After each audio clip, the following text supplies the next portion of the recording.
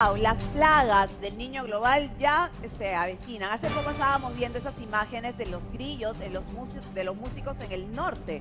Y no solamente eso, Carla, sino que también se van a venir mucho más plagas a raíz del niño global. No solamente del niño global, hay que recordar que en nuestro país constantemente, durante muchos años, pues cada vez que hay algún problema, como el que este año que tuvimos las inundaciones, también se presentan plagas.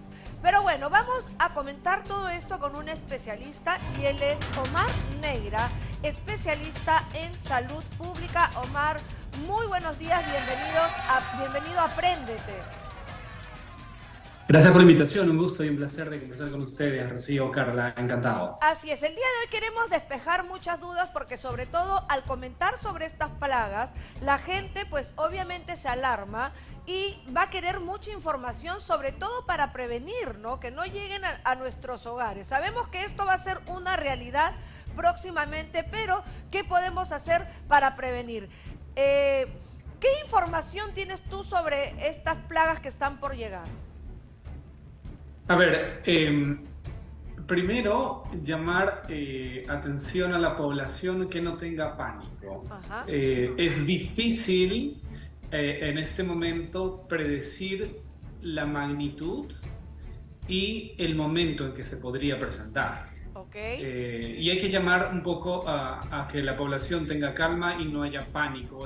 Después de la COVID-19 hay mucho pánico con este tipo de noticias. Exacto, porque no sabemos y hay plagas que nunca quizás en nuestras vidas hemos escuchado y no sabemos de qué se tratan.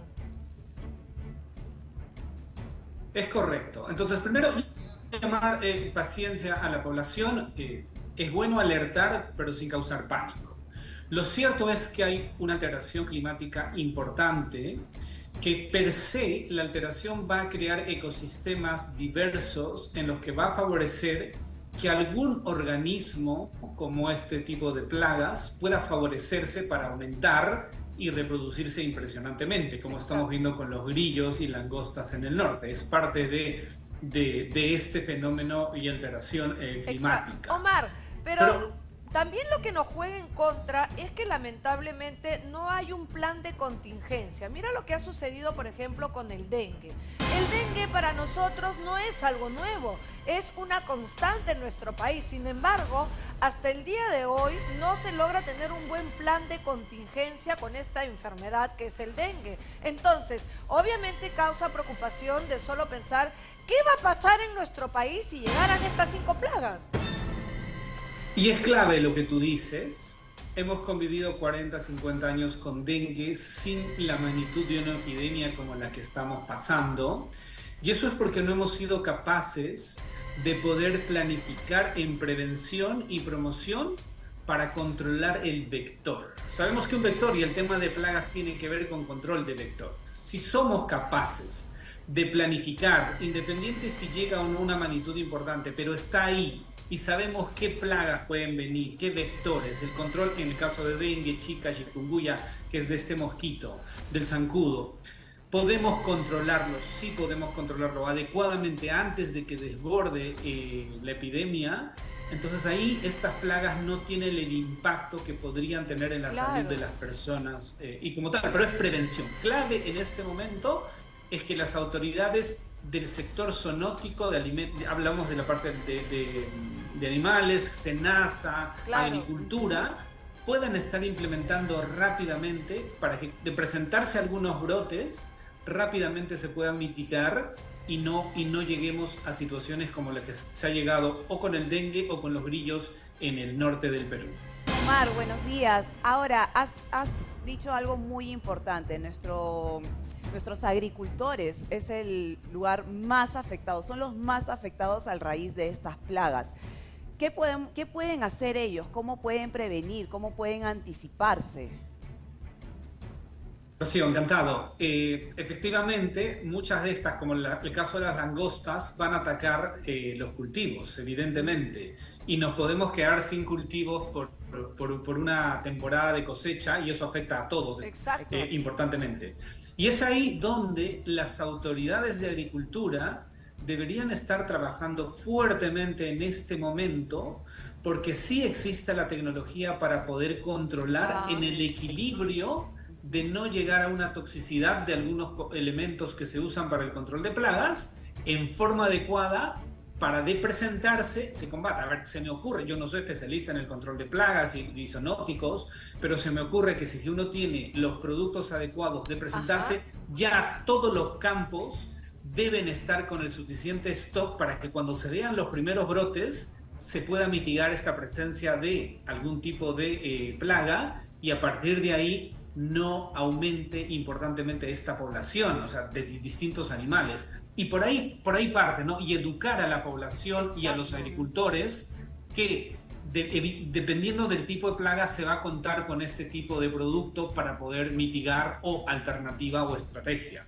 Sí, claro, porque definitivamente, aunque uno diga sí, pero esto no va a afectar, de repente a mi casa no va a llegar, pero sí, como lo mencionabas hace un momento, afecta bastante a los agricultores y nuestro país produce bastantes productos básicos de la canasta familiar. Entonces, ¿qué ocasiona esto? Estas pérdidas no solamente ocasionan para los agricultores, sino también uno como ama de casa, como el ciudadano de a pie, económicamente nos afecta porque comienza a subir los precios de otro producto, porque ya no nos va a alcanzar para comprar ciertos productos o va a escasear y no vamos a tener que comprar tampoco. Exacto, aquí entra un trabajo en equipo, pues, ¿no? Nos afecta importantemente. Mira, recuerdan que hace un año discutíamos en el Perú que no se había comprado urea. Y la mayoría de personas decía, ¿y a mí qué me afecta que no haya urea? Claro que te afecta porque la zanahoria costó 21 soles el kilo, la papa costó 15 soles el kilo, porque no hay. Entonces, estas plagas pueden afectar la cosecha y entonces los productos, los pocos que hay, van a costar muchísimo o no va a haber. Claro. Y sí nos afecta importantemente en la vida diaria. Importante. Ahora, los roedores también es un foco de infección. Ellos traen muchas enfermedades. ¿Cuáles podrían ser? En el caso de los roedores sí tienen un impacto directo en la salud de las personas con distintas enfermedades porque transmiten diversos microorganismos.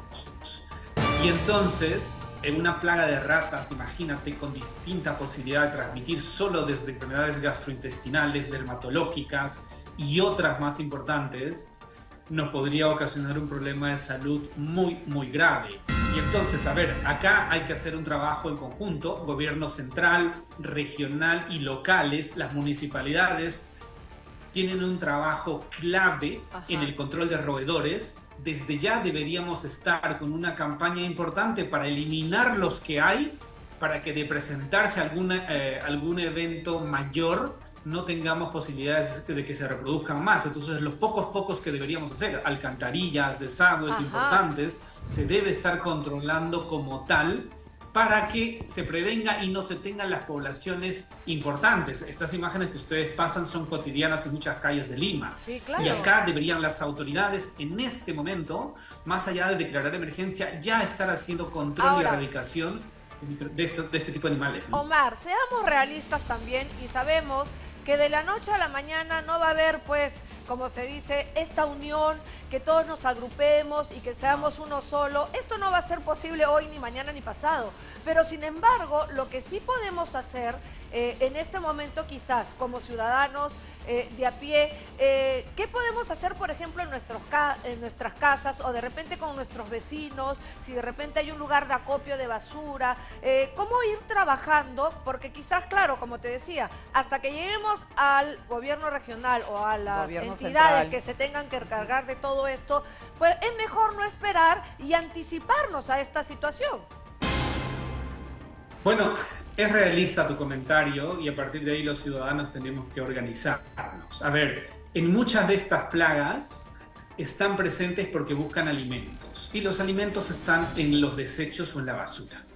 Y entonces acá, ¿qué puede hacer la comunidad, la ciudadanía? Saber o gestionar adecuadamente sus desechos. Ya no dejarlos libremente en la calle o en la casa, tener un espacio con un recipiente sellado adecuado para que en los lugares donde haya recojo de basura se coordine y se tenga idea de qué hora pasa y sacarlo casi inmediatamente para tener menos posibilidades de que esté al aire libre a dispensa, por ejemplo, de las ratas. Entonces, sí puede hacer mucho la población al poder gestionar adecuadamente sus desechos y desperdicios y pues nada, no botar. Además eso debería ser una cultura cívica como en otros países, de no solo botar un papel, sino desechos biológicos y todo esto, de tal forma que al no haber alimentos, este tipo de animales, como las ratas, no tienen muchas posibilidades de reproducción si es que no encuentran fácilmente. Y ese es un trabajo grande, de impacto importante que puede hacer la población. Sería de gran ayuda, pues, ¿no? De que todos podamos organizar nuestra basura, sería lo ideal, ¿no? Y ver qué desechos son los que van a ponerse todos de acuerdo. Pues, en esta oportunidad es tomar conciencia, porque no creo que a la gente que nos está viendo en estos momentos, pues, les va a parecer simpático que tus hijos estén saltando o rodeados de ratas. No, a nadie. Entonces, para empezar, un tema de conciencia, del cómo yo quiero vivir, de cómo estoy haciendo yo en mi casa, organizarme, como tú dices, tener cultura. Antes nos quejábamos porque la gente abría la ventana y por la ventana del carro, una ventana de la basura. Es un poco de cultura, pues, ¿no?